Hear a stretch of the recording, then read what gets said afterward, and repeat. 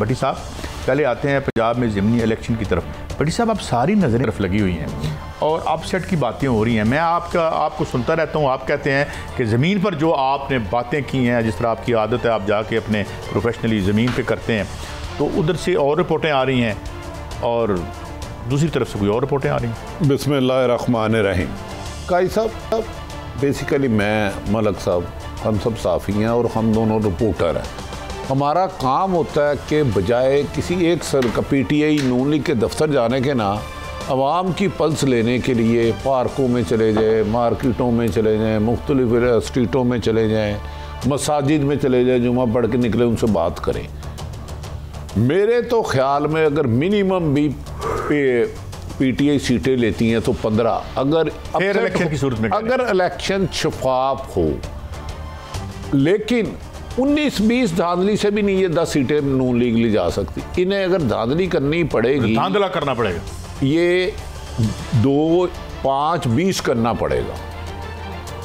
मैंने जितने 5 का 20 बनाना पड़ेगा जितनी मैं कोई नताइज तो नहीं बनाता।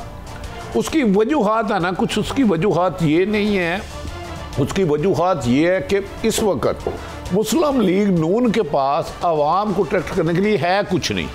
इमरान खान साहब पर ये इल्ज़ाम लगाते थे कि वो नाहल हैं, ये आए तो उससे 10 गुना ज़्यादा महंगाई हो गई। सारी उम्र नून लीग का नैरेटिव लोटों के खिलाफ सख्त गलीज तरीन गुफ्तगू थी और जो PTI के लोग थे सारे ही मुनर्रफ लकीन इनको वोट दिए और मुस्लिम लीग नून खुद इसे तस्लीम नहीं कर रही कि जनाब हमारे तो पिछला 18 का इलेक्शन इनके खिलाफ लड़ा, 3.5 साल हमने अपोजिशन की, आपने इनको नोट भी दे दिए और टिकट भी दे दी। वो और दूसरी बढ़ती हुई महंगाई जिसमें पेट्रोल की कीमत, बिजली की कीमत, दाल चने की कीमत, सब्जी की कीमत, इस वजह से इन्हें आवाम को अट्रैक्ट करने के लिए, वोट मांगने के लिए बज़ाहिर कोई नारा नहीं नजर आ रहा। आपकी ऑफ द रिकॉर्ड किसी PMLN के उम्मीदवार से भी हुई है बात भट्टी साहब? मेरी लाहौर के इलेक्शनों में से हुई, एक के बच्चे से हुई। यार अनबिलीवेबल है कादी साहब, वो कहता है हमने इस दफ़ा वोट बैट बल्ले को देना। मैं क्या गल, तबीयत खराब है, उम्मीदवार को कह रहे, उम्मीदवार के बेटे से बात हो रही है, उसकी फैमिली पूरी बकौल उसके। मैं क्यों? कहता है हम एक अरसा दराज से मुस्लिम लोग नून में थे, कहते हैं कि हमने कुर्बानी दी, अब वोट हमें दे दिया जिससे 2018 में हमारा मुकाबला हुआ था, जिसने हमारे खिलाफ ये किया था, वो किया था, तो हमारी पूरी फैमिली स्ट्राइक बन गई, अंदर की लड़ाई बन। वो ये बकौल उसके कि हमने नून लीग की बहुत ज़्यादा अक्सरियत ने फैसला किया क्योंकि हमारी लीडर ने हमारे जहन में डाल लिया था कि जो लोटे ज़मीन फरोश होकर मुनर्रफ अरकान पैसे लेके दूसरी पार्टी की तरफ जाते हैं। मरियम गालिबन ने, नवाज साहबा ने कहीं बयान दिया था कि लोटों की जगह गुसल खाने में है, बाथरूम में है, तो उन्होंने कहा इनको अब अपने सर का ताज बना रहे हैं। ये लोगों की राय है। मलिक साहब, मैं आपसे माजरत के साथ हमें ज्वाइन किया है इंतहाई मायनाज जो हमारे साफ़ी और एंकर हैं जनाब डॉक्टर मोहित पीरजादा साहब, बड़े लिटरेट और बड़े, thank you very much doctor साहब, आपने हमें टाइम दिया। डॉक्टर साहब, मैंने यही सवाल भट्टी साहब से किया था, मैं आपसे भी करूंगा कि एक तो बात यह कि जो 17 तारीख को इलेक्शंस हो रहे हैं, इनमें अपसेट क्या होगा? PTI का हारना या PMLN का हारना? और क्या और how do you look at it? ज़मीन पे कुछ हालात और हैं लेकिन स्टेक्स बड़े हाई हैं, आपको नतीजा क्या नज़र आता है? आप बिल्कुल सही फरमा रहे हैं कि स्टेक्स तो दोनों साइड्स के बड़े हाई हैं और अगर इलेक्शन में हमजा 9-10 सीटें, बल्कि मैंने सुना ही है कि कोशिश यही है, जो लोग इलेक्शन करवा रहे हैं, जो मैनेजर हैं हमजा की सपोर्ट में, उनकी कोशिश है कि हमजा को कम से कम 13-14 सीटें दिलाई जाएँ, क्योंकि ख़तरा ये है कि जब 22 तारीख को असम्बली के अंदर इलेक्शन होगा तो जो 4 इंडिपेंडेंट हैं, राह हक वाले हैं, वो अगर डायनामिक्स उन्होंने देखे कि कंट्रोल में नहीं है तो उन्हें भी फिर मैनेज करना पड़ेगा। तो अगर हमजा को 13-14 सीटें कम से कम दिलवाई जाएँ, लेकिन जो पॉपुलैरिटी वेव से हमारे रिपोर्टर से हमें पता चलता है वो तो यही है कि जो आवाम की फीलिंग है वो हमजा शहबाज को सपोर्ट नहीं कर रही। फिर दूसरी तरफ ये चीज़ है कि हम देखते हैं कि आवाम की सपोर्ट शायद पाकिस्तान के इंतखाबात में मैटर करती ही नहीं। पाकिस्तान के इंतखाबात की हैसियत उसी तरह से है जैसे आप एक कॉलेज की डिग्री हासिल कर लेते हैं, चाहे चीटिंग करके करें, चाहे किसी और को भेज के इम्तिहान ले लें।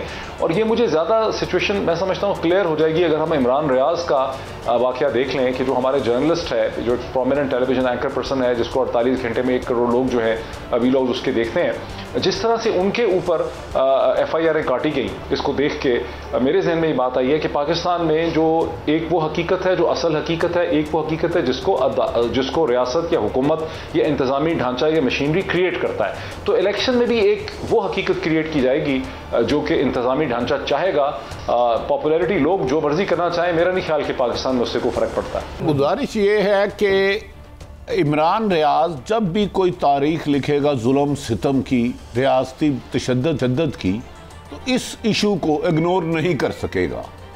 दूसरी तरफ मेरी इतलात के मुताबिक अरशद शरीफ साहब, आप, मोहित पीरजादा साहब, समी इब्राहिम साहब, साबर शाकिर साहब, आप क्या ऐसा कर रहे हैं कि आप खुदा ना खास्ता मुल्क दुश्मन भी नहीं, हमसे ज़्यादा मुहिब वतन है, इस मुल्क के दारों से प्यार करते हैं, क्या प्रॉब्लम है क्या किसी को? मुझे समझ नहीं आ रही इस हुकूमत को, आप लोगों से क्या प्रॉब्लम है? आप तो बेज़रर आदमी और हर एक से प्यार करने वाले आदमी हैं।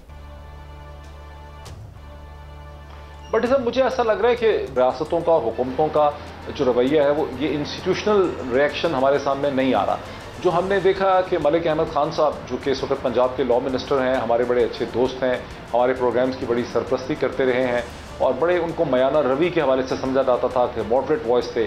उन्होंने जिस तरह से बैठ के इस काले कानून और काले करतूत और काली हरकत को एक प्रोमिनेंट सहाफ़ी के ख़िलाफ़ उन्होंने डिफेंड किया, उसे जस्टिफाई किया, ये भी पाकिस्तान की तारीख का एक अजीब व गरीब किस्म का लम्हा था, एक डार्क मोमेंट था। बिकॉज गुज़िश्ता 40 बरस की तारीख तो ये थी कि हमने देखा कि जनरल ज़ियाउल हक साहब के मार्शल लॉ ख़त्म होने के बाद अगर सहाफ़ी किसी को उठा लिया गया, मारा पीटा गया, तो इतना रिएक्शन होता था सहाफ़ती सर्कल्स का, मीडिया की तरफ से, हुकूमतों की तरफ से भी हो जाता था, सिविल सोसाइटी की तरफ से होता था कि लोगों को छोड़ दिया जाता था और मामला ख़त्म हो जाता था। लेकिन ये पहली दफ़ा हुआ है कि एक प्रोमिनेंट जर्नलिस्ट जो है उसको हथकड़ियाँ भी लगाई गई हैं, उसको सलाखों के पीछे खड़ा किया गया है। अच्छा, थोड़ा सा मैं इस तरफ आता हूँ सियासत की तरफ, और फिर मलिक साहब आप भी शामिल होइए। ये फरमाइए कि खान साहब ने एक इशारा किया कि बातचीत हो सकती है, आप इलेक्शन को का जो अनाउंस कर दें, डेट अनाउंस कर दें। आपको लगता है कि खान साहब is a change person after this, ये सारा एक्सपीरियंस जो था और अब उनमें फ्लेक्सिबिलिटी भी है और वो अब 1 स्टेप बैक 2 स्टेप फॉरवर्ड वाली पॉलिसी पे आ गए हैं, एग्रेशन कम हो गया है और ज़्यादा प्रैग्मेटिक हो गए हैं? What do you think? देखिए, मुझे लगता है प्रैग्मेटिक तो खैर वो शुरू से ही थे। आप किसी भी स्टेप एंड स्टेज में उन्होंने देखें अपने आप को गिरफ्तार नहीं होने दिया, उन्होंने उस तरह की रेड लाइंस क्रॉस नहीं की हैं, उन्होंने खुल के नाम नहीं लिए हैं। वो ये कहते ज़रूर रहे हैं कि मैं नाम ले दूंगा, मैंने वीडियो बना के रखी हुई है, अगर मुझे कत्ल किया गया, असैसिनेट किया गया। जुल्फ़िकार अली भुट्टो की तरफ जो वो बार बार रेफरेंस देते रहे हैं, वो ज़ाहिर है कि वो रेफरेंस एक ख़ास तरीके से वो दिया है, उन्होंने उसका मकसद बड़ा क्लियर था कि जुल्फ़िकार अली भुट्टो के साथ क्या हुआ और किसने किया था उनके साथ सब कुछ। तो उन्होंने जुल्फ़िकार अली भुट्टो की तरह वो नहीं खुल के बोल रहे, क्योंकि वो ज़्यादा खुल के बोलते थे चीज़ों में, वो नहीं ऐसा कर रहे। तो प्रैग्मेटिक तो वो शुरू से थे और शायद उनको जो हमारी अंडरस्टैंडिंग है कि कहीं से ये कहा गया है कि आप अगर एक ऑफ़र इस तरह की कर दें तो चीज़ों का हल निकल सकता है। वो ऑफ़र ग़ालिबन इसी किस्म की है कि 17 जुलाई को अगर आपकी पार्टी जो है अच्छा परफॉर्म कर लेती है या 10 से 11 से 12 से ज़्यादा सीटें जो है वो ले लेती है, तो फिर एक जनरल इंतखाबात की तरफ जाया जा सकता है। लेकिन ये भी ऐन मुमकिन है, जो दूसरी तरफ से व्यू है कि जो लोग ये मशवरे दे रहे हैं उन्होंने पहले भी बहुत सी चीज़ें डिसइंफॉर्मेशन के तौर पे इस्तेमाल की हैं। वो खेलते हैं, वो इनको एक बार फिर खेल रहे हैं और इमरान खान साहब जो है वो अब बिलीव करना चाह रहे हैं कि शायद वो सच उनसे कह रहे हों। ये तो पता ही चलेगा हमें कि 17 जुलाई को क्या होता है, बिकॉज एक अवाम की पॉपुलैरिटी है वो भी हम देख रहे हैं, इंतज़ामी ढांचे की कामयाबी है वो हम इमरान खान रियाज की शक्ल में देख रहे हैं। तो दोनों सूरतें हमारे सामने हैं। डॉक्टर साहब, दोनों सिनेरियो में आपके सामने रखता हूँ। अगर इमरान खान साहब जीत जाते हैं, जो मेरी लॉजिक कह रही है, मेरा ओपिनियन है कि अगर वो जीत जाते हैं, इसका मतलब है कि उनका ये जो कॉन्सेप्ट है जी जनरल इलेक्शन कराए जाए वो डोमिनेट कर जाएगा। और अगर जनरल इलेक्शन ही होने हैं और इमरान खान की वापसी होनी है, तो फिर ये वो अमेरिका, अफ्रीका और तंजानिया ये जो सारा कुछ हुआ है, तो ये वो जो शख्सियतों का क्लैश, वो मेरी समझ के बाहर है कि 2 महीने में किस तरह सेटल हो सकता है। ये एक सिनेरियो है। दूसरा है कि PML जीत जाती है। अगर वो जीती है तो इमरान खान का एग्रेशन क्या होगा, क्या रिएक्शन होगा, क्योंकि इमरान खान डेफिनेटली इस पोजीशन पे आएगा मेरे खिलाफ धांधली हुई है, फिर क्या होगा? देखिए, अगर इस सिनारियो को हम देख लें कि वो कामयाब हो जाते हैं तो परवेज़ इलाही साहब पंजाब के चीफ मिनिस्टर बन जाएंगे, और फिर देखना ये होगा कि क्या वो फौरी तौर पर पंजाब की असम्बली को तोड़ने के फेवर में होंगे। मुझे शक है कि वो इसके फेवर में नहीं होंगे। मेरे कानों में खबर पड़ी है कि परवेज़ इलाही साहब कह भी रहे हैं सर्टन क्वार्टर्स को कि अगर आप मुझे चीफ मिनिस्टर बनने दें तो मैं इमरान खान साहब को ज़्यादा मयाना रवि की तरफ और मॉडरेशन की तरफ मैं उनको ला सकता हूँ। उसका मतलब ये है कि वफाकी हुकूमत को, शहबाज शरीफ साहब की हुकूमत को कुछ और देर तक काम करने दिया जाएगा। पंजाब में PML-Q PTI की गवर्नमेंट हो जाएगी, चीज़ें एक बेहतरी की तरफ जाने लग जाएंगी, और नवंबर 2022 के बाद दिसंबर में या जनवरी 2023 के अंदर इंतखाबात जो है हो सकते हैं। ये एक सिनारियो है। दूसरा सिनारियो है कि हमजा शहबाज उस तरह से कामयाब हो जाते हैं जैसे कि हमजा के सपोर्ट करने वाले क्वार्टर्स चाहते हैं कि उनको 12-13 सीटें जो है मिल जाएं ताकि 177 में उस तरह से डल जाए और वो एक स्टेबिलिटी हो जाए। अब उसमें मुझे लगता है कि उसके बावजूद स्टेबिलिटी इसलिए नहीं आ सकेगी कि हमजा को 10-11 सीटें दिलवाने के लिए खासा जोर लगाना पड़ेगा। जब वो जोर लगाएंगे तो उसके असरात भी नजर आने लग जाएंगे। बाई इलेक्शन में कुछ ना कुछ एविडेंस इकट्ठी हो जाएगी और तहरीक इंसाफ के पास मजीद मवाद होगा अपनी एजिटेशन को कंटिन्यू करने के लिए। तो तहरीक इंसाफ को जब तक कुछ ना कुछ मिलेगा नहीं, वो सिस्टम को चैलेंज करते रहेंगे, और जितनी देर तक वो सिस्टम को चैलेंज करते रहेंगे सिस्टम में कोई स्टेबल इक्विलिब्रियम की डायनामिक इक्विलिब्रियम जो है वो नहीं बन पाएगा। इस वक्त सिस्टम को अगर आप लॉज में देखें, साइंटिफिक लॉज में, तो इसका जो बैलेंस है, इक्विलिब्रियम, वो बिल्कुल अनस्टेबल है। ये बिल्कुल मुश्किल से खड़ा हुआ है और ये किसी भी तरफ इसको धक्का लग सकता है। भट्टी साहब, अच्छा डॉक्टर साहब, गुजारिश है कि अब सोशल मीडिया का दौर है। इमरान रियाज का आपने खुद फरमाया पूरी दुनिया देख रही है।